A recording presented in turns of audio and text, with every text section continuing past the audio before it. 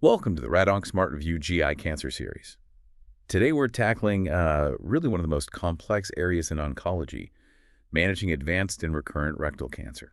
It really is. We've walked through the basics of rectal cancer already, staging how neoadjuvant therapy has evolved, especially with TNT, total neoadjuvant therapy, Right. and even looked at exciting frontiers like organ preservation and immunotherapy for DMR, that's mismatch repair deficient disease. It's been quite a journey through the progress. Absolutely. But, despite all our best efforts, all these advances, rectal cancer can still come back locally, or it might show up with distant metastases. Mm-hmm. And when that happens, it's a whole different ballgame, right? It needs these really nuanced evidence-based strategies that blend systemic therapy, precise local treatment, and sometimes even re-irradiation. Exactly. The whole picture shifts. So our focus today is kind of threefold. First, we'll unpack the systemic therapy options for metastatic colorectal cancer, MCRC, and especially how we use molecular markers to, really personalize treatment. Okay. Then we need to dive into managing lateral pelvic lymph nodes. That's critical and often pretty complex. And finally, we'll get into the principles of pelvic re-irradiation for recurrent rectal cancer, which is, well, challenging, but sometimes absolutely necessary. It is. And what's truly amazing, and it really shows how far we've come, is just how much the prognosis for MCRC has changed. Oh, definitely. I mean, historically, the outlook was, frankly, grim. Survival measured in months. Right. But now, thanks to all these advances in systemic therapy and how we target metastases, the 5-year overall survival can actually get close to 50% in some patients, especially those with, limited metastatic disease, oligometastatic disease. It's a totally new prospect. It genuinely feels like a new era in managing this disease, a much more hopeful one. Okay, so let's start unpacking this. When rectal cancer spreads, becomes metastatic, our treatment approach lines up pretty closely with colon cancer. We group them together as MCRC, metastatic colorectal cancer. And the evidence, the big trials guiding our systemic therapy choices, mostly study these together. It becomes less about exactly where the tumor started and much more about its molecular signature. Right, the genetics drive the treatment. And to kind of ground our discussion, maybe let's use a case. Think about Mr. Thompson, a 58-year-old man. Okay. So 2 years back, he had TNT for a T3N1 rectal adenocarcinoma. Now he comes in with a rising CEA workup, shows 2 small liver metastases. Importantly, they look resectable. Okay, resectable mets. But complicating things, he also has this painful, isolated recurrence down in his pelvis near the sacrum. That also looks resectable, though. Ah, okay. So local recurrence, too. Exactly. And the molecular testing, his tumor is RAS wild type, BRAF wild type, and MSI stable. So microsatellite stable. So Mr. Thompson's case really gives us this double challenge, doesn't it? We've got resectable metastatic disease in the liver and a painful local recurrence in an area that's already been irradiated. That's right. So to figure out the best plan for him, we first need to get a handle on the whole landscape of modern systemic therapy. That's the foundation for everything else. Absolutely. The foundation, the real backbone for systemic therapy in MCRC, relies on these fluoropyrimidine-based regimens. Think of them as our core building blocks. Right. We mainly use 2 key doublets. First, there's FOLFOX. That combines oxal-aplat-in with infusional 5-FU and leucovorin. Wolfox, got it. Then there's FOLFIRI. That swaps out the oxal-aplat-in for irinotecan, again with the infusional 5-FU and leucovorin. Okay, FOLFIR, different platinum, different side effects. Exactly. They each have their own toxicity profiles, different situations where one might be preferred. And then for a more intense approach, we have FOLFOXIRI. The triplet? The triplet, yeah. It really goes for maximal effect, combining all 3, oxal-aplat-in, irinotecan, and 5-FU. And didn't the TRIBE2 trial really highlight the benefit of hitting hard up front with that triplet? It absolutely did. TRIBE2 by Cremolini, published in 2020, it looked at about 679 patients with unresectable, previously untreated MCRC. Huh? What's interesting is that a big chunk of them, 81%, had right-sided tumors or RAS and BRAF mutations factors, usually linked with a worse prognosis. Right, the tougher cases. Yeah. They randomized patients to either get the triplet, FOLFOXIRI plus bevacizumab, or sequential FOLFOX/FOLFIRI plus bevacizumab. And the results? Pretty clear. Getting the triplet chemo up front, FOLFOXIRI plus bevacizumab significantly boosted median overall survival. It went up to 27 months compared to 23 months. Wow. And median progression-free survival also improved from about 16 months to 19 months. So the big takeaway here for us and for you listening is that for patients who are fit enough, it's not just which chemo you give, but when you give it. Hitting them up front with the most aggressive therapy, FOLFOXIRI plus bevacizumab, worked better. It really supports that idea of maximal effective dose early for a sustained benefit. Get the heavy hitters in early if the patient can handle it. Exactly. Hit hard, hit early. But beyond chemo, the targeted biologics are where things get really personalized and significantly boost outcomes. Right. But selecting them depends totally on the tumor's specific molecular profile. That's why the NCCN, the National Comprehensive Cancer Network guidelines, really stress broad molecular profiling. You have to test for his RAS, BRAF, HER2 mutations, MSI, or MMR status. Absolutely. It's not just a suggestion anymore. It's like getting your tumor's unique fingerprint before you even think about starting treatment. And knowing that fingerprint is essential for picking the right biologic weapon. So first up, we have the anti-VEGF agents. Right. Targeting blood vessel growth. Exactly. Bevacizumab is the main one, targeting VEGF-A. It's used for most MCRC, pretty much regardless of RAS and BRAF status, and often combined with FOLFOX or FOLFIRI. But a key practical point, something you absolutely have to remember. If you're planning elective surgery, bevacizumab needs a good 6 to 8 week washout period because of the bleeding risk. Critical point. Don't forget that washout. And there's also aflibercept in this class, kind of a decoy receptor, usually seen in later lines of therapy. Okay. Then we have the anti-EGFR agents. Right. Epidermal growth factor receptor inhibitors. And these are different, right? They're only for tumors that are RAS and BRAF wild type, meaning no mutations there. Exactly. If those mutations are present, these drugs just won't work. They predict resistance. So we're talking about drugs like cetuximab and panitumumab, typically combined with FOLFIRI, especially for tumors that started on the left side of the colon or rectum. And the Paradigm trial really drove this home. Published by Yoshino in 2022 is a big phase 3 study, over 800 patients. It compared panitumumab plus mFOLFOX6 versus bevacizumab plus mFOLFOX6. And the result? A significant overall survival win for the anti-EGFR arm. Panitumumab plus chemo gave a median OS of 48 months versus 34 months for bevacizumab plus chemo. 48 months median OS. That's huge. And it really highlights that it's not just RAS-BRAF status, but also where the tumor started, the sidedness that matters for choosing between anti-VEGF and anti-EGFR. Precisely. Left-sided RAS-BRAF wild type often favors anti-EGFR. Now, what about immunotherapy? Ah, yes, the checkpoint inhibitors. These are for that specific subgroup, MSI high or dMMR tumors. Right, the ones with faulty DNA repair mechanism. Exactly. Agents like pembrolizumab, nivolumab, ipilimumab. These tumors are incredibly responsive. The Keynote 177 trial by Andre in 2020 was a practice changer. Absolutely. It basically established pembrolizumab monotherapy as the first-line standard for MSI high or dMMR MCRC. Showed way better progression-free survival median 17 months versus just 8 months with chemo. Wow. Better response rates, too, and fewer serious side effects. And if that wasn't convincing enough, the Checkmate 8HW trial, also Andre, just published in 2024, showed that the combination nivolumab plus ipilimumab, The dual checkpoint blockade. yeah, it gives an absolutely remarkable 2-year progression-free survival of 72% for these MSI-high patients.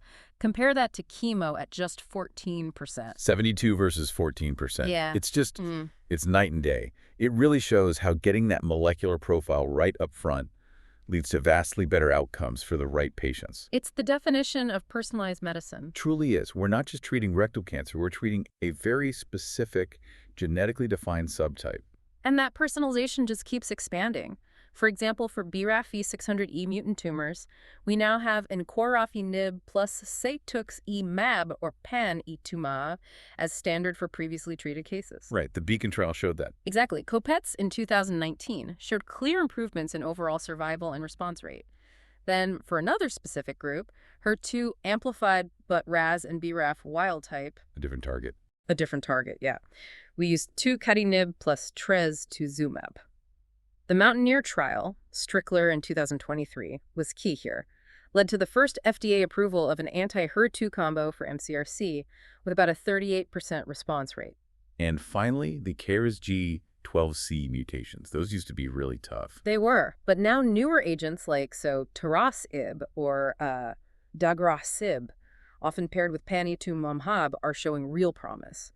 The Codebreak 300 trial by Faki in 2023 showed good progression-free survival and response rates in chemo-refractory patients.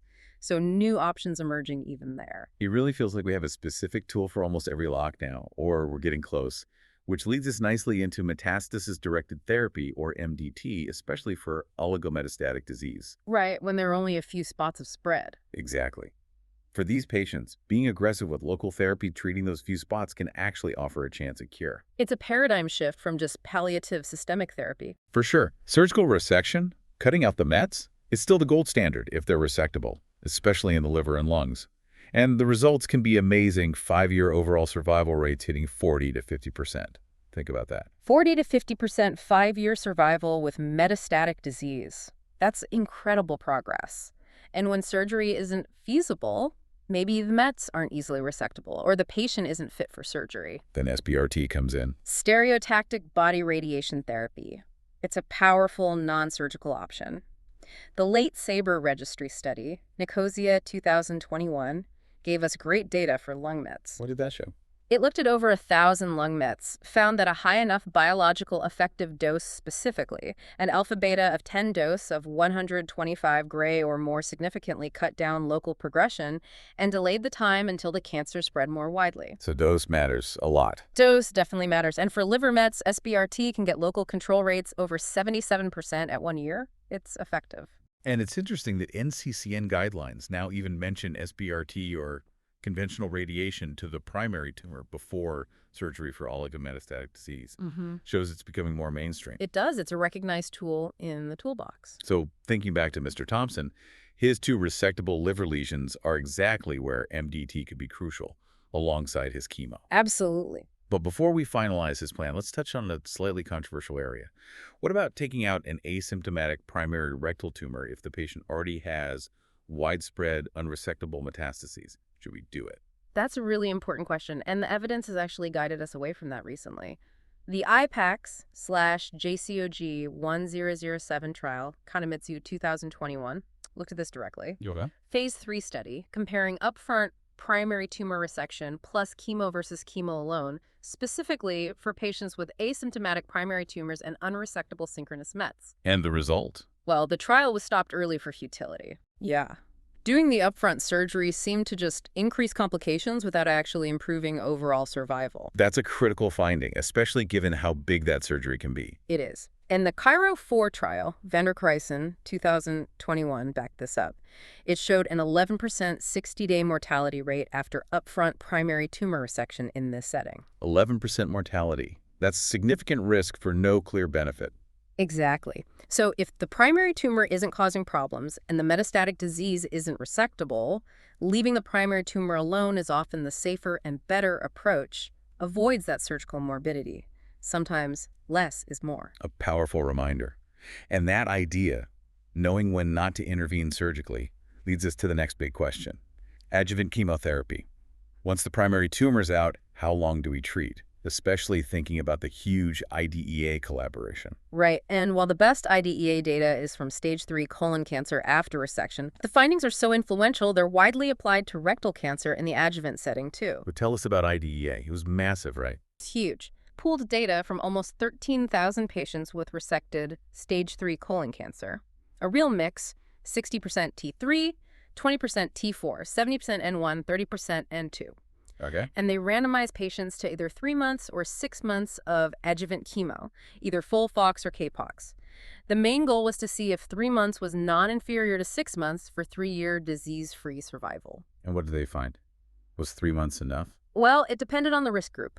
For the low-risk patients defined as T1 to 3, N1, yes, 3 months of CAPOX was non-inferior. Similar 3-year disease-free survival, around 83%. Okay, good news for low-risk patients. But for the high-risk patients, those with T4 disease and or N2 disease, 6 months of FOLFOX or CAPOX was still needed.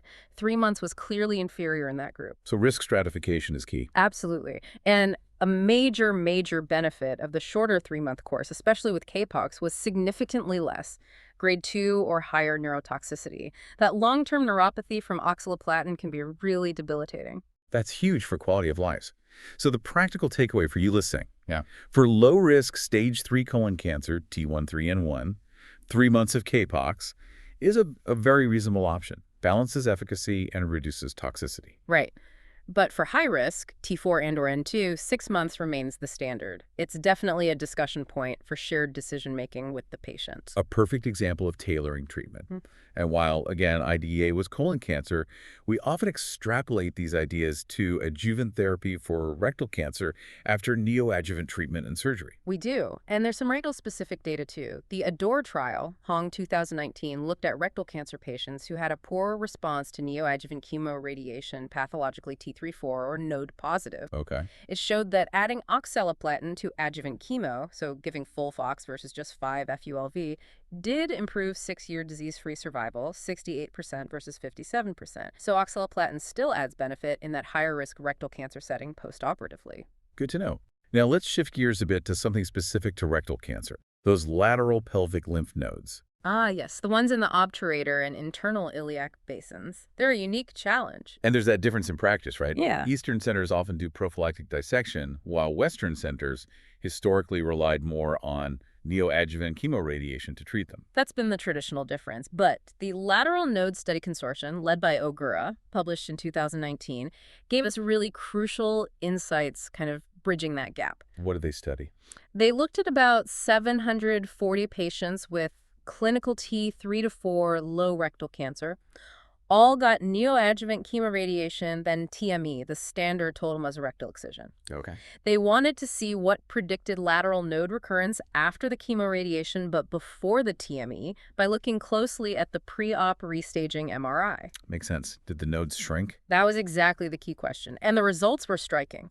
Patients who still had enlarged internal iliac or obturator nodes defined as bigger than 4 millimeters in short axis on that restaging MRI, even after chemoradiation. They had a really high rate of lateral node recurrence, like 10 to 52%, if those nodes weren't surgically removed. Wow, so the radiation didn't reliably sterilize those persistently enlarged nodes. Apparently not. But here's the flip side. If those nodes did shrink down to 4 millimeters or less after chemoradiation, the lateral node recurrence rate was 0%. 0%. Okay, that's a very clear signal. It is. It tells us that if you see persistently enlarged lateral nodes over 4 millimeters on that pre-op MRI after neoadjuvant therapy, those nodes probably need to come out surgically. They carry a high risk. That's a critical decision point. Because a standard TME doesn't include those lateral nodes. You have to specifically go after them. Exactly. It's an area where Western practice is definitely evolving, realizing that chemoradiation alone isn't always enough for those nodes. Okay, now for maybe the toughest scenario. Managing locally recurrent rectal cancer, especially when the pelvis has already had radiation? Re-irradiation. Yeah, this is definitely complex territory. The goals here are multiple. We want local control, we want symptom relief. These recurrences can be very painful, and ideally, we want to facilitate surgical salvage, get the patient back to the OR for a potentially curative resection. But you're doing this in a field that's already scarred and less tolerant from the first round of radiation. Precisely. It's a very delicate balancing act. Managing that cumulative toxicity to organs like the bladder, bowel, nerves is paramount. It's like trying to patch a worn-out piece of fabric. You have to be incredibly careful not to tear it further. Great analogy. Yeah. And because it's so complex, a multidisciplinary team discussion is absolutely essential here. Non-negotiable. And we have to remember, surgical resection, if it's possible, still offers the best shot at long-term local control and survival for these recurrences. Re-irradiation is often a bridge to get there. So who are the best candidates for re-irradiation? We look for favorable factors. Ideally, a long time since the first radiation, more than 1 or 2 years is better. Good performance status, disease that looks resectable, and a smaller recurrence volume is generally easier to manage. Makes sense. And the technique matters hugely, right? You need highly conformal radiation. Absolutely critical. We need techniques like IMRT, intensity modulated radiation therapy, or even SBRT, stereotactic body radiation therapy, to really sculpt the dose around the target and spare the surrounding normal tissues as much as humanly possible. So what kind of dose and fractionation do we use? Let's start with the more conventional or hyperfractionated approaches, often used for larger or potentially resectable recurrences. Right. The MD Anderson experience, published by Das and Tao over several years, is often cited. They used a hyperfractionated accelerated approach. Okay, what does that involve? They treated about 100 patients with recurrent rectal cancer. Most had around 50 grays before. About half ended up having surgery. The regimen was typically 39 gray in 26 fractions, given 1.5 gray twice a day BID, if the time since prior RT was a year or more. Okay, 1.5 gray BED to 39 gray. Yeah. If the interval was shorter, they used 30 gray in 20 fractions, and they gave concurrent chemo with it. And the outcomes.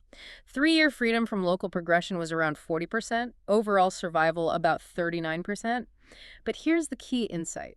Surgery after re-irradiation made a huge difference. 3-year OS jumped to 62% with surgery versus only 20% without it. So re-irradiation enables potentially curative surgery, but what about the toxicity? That's the worry. And it's a valid worry. Their rate of grade 3 to 4 late toxicity was high, 34% overall. And it shot way up if the patient had surgery afterwards, 54% with surgery versus 16% without. Wow, over half had severe late effects with the combined approach. Yeah. So the takeaway is DAD re-irradiation plus surgery works reasonably well for control, but it comes with a significant toxicity price tag. Patients need to know that up front. Absolutely. Was there other data on hyperfractionation? Yes. The STORM trial by Valentini back in 2006 also looked at this. Phase 2 study, about 60 patients, prior dose less than 55 gray. Okay. They used a slightly lower dose, 40.8 gray in 34 fractions, 1.2 gray BID, with concurrent 5 FU. About half had surgery. And their results? Pretty good for those who got a complete resection. 5-year overall survival was 67%. And importantly, the toxicities seemed more manageable. 5% acute, grade 3 GI tox, 12% late toxicity overall. So, maybe slightly less dose intensity leads to less toxicity, but still relies heavily on getting that surgical resection. That seems to be the pattern. Now, what about SBRT for re-irradiation? This is usually for smaller, well-defined recurrences or maybe patients who aren't surgical candidates. Right, the highly focused high-dose per fraction approach. Exactly. The UK SBRT series, reported by Smith in 2020, looked at 30 patients with 35 recurrent targets. What dose did they use? Typically 30 grays and 5 fractions, but with really strict limits on the dose to surrounding organs, the OAR constraints were tight. Things like bladder D, 0.5 cc, less than 120, gray 3 equivalent, small bowel D, 0.5 cc, less than 98 gray 3 equivalent. Really careful planning. And the outcomes with SBRT? Very encouraging. 1-year local control was 85%, 2-year was 68%. Median overall survival was 28 months. But here's the really striking part. There was no grade 3 or higher acute toxicity. No severe acute toxicity. None. And only 1 patient had grade 3 late toxicity. That's a huge difference compared to the hyperfractionated series, especially the MD Anderson one. It really is. It suggests that for carefully selected patients, maybe inoperable, smaller recurrences, SBRT can be a safe and effective re-irradiation strategy with much lower toxicity. That's a major potential advantage. Definitely something to consider. And one other technique sometimes used, intraoperative radiation, IORT. Right, IORT. It's used as an extra boost, delivered right in the operating room, often when margins are very close or positive after resecting a primary or recurrent T4 tumor. Giving a high dose right to the tumor bed. Exactly. A pooled analysis by Holman in 2017, looking at Mayo and Eindhoven data, showed typical IORT doses are around 15 to 20 gray. It's an immediate, targeted hit right where you need it most. Okay, we've covered a ton of ground on systemic therapy, lateral nodes, and re-irradiation. Let's bring it all back to Mr. Thompson. Right, our 58-year-old guy. 2 years post-TNT now has resectable liver mets and that painful, isolated pelvic recurrence.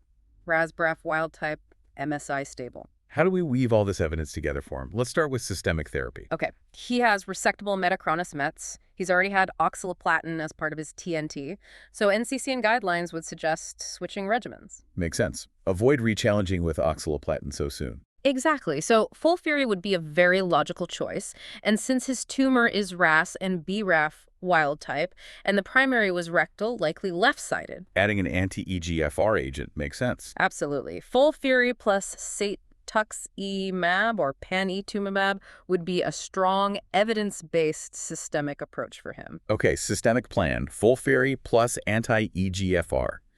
Now, the metastasis-directed therapy for his liver lesions. They're resectable, so the standard approach is surgical resection, liver metastasectomy. When would you do that relative to the chemo? That's a multidisciplinary discussion. Could be before chemo starts, sometime during chemo, or after a course of chemo. Depends on the specifics, response, surgeon preference. If, for some reason, surgery wasn't possible, then SBRT to those 2 liver spots is a solid backup plan. Got it. And now for the tricky part.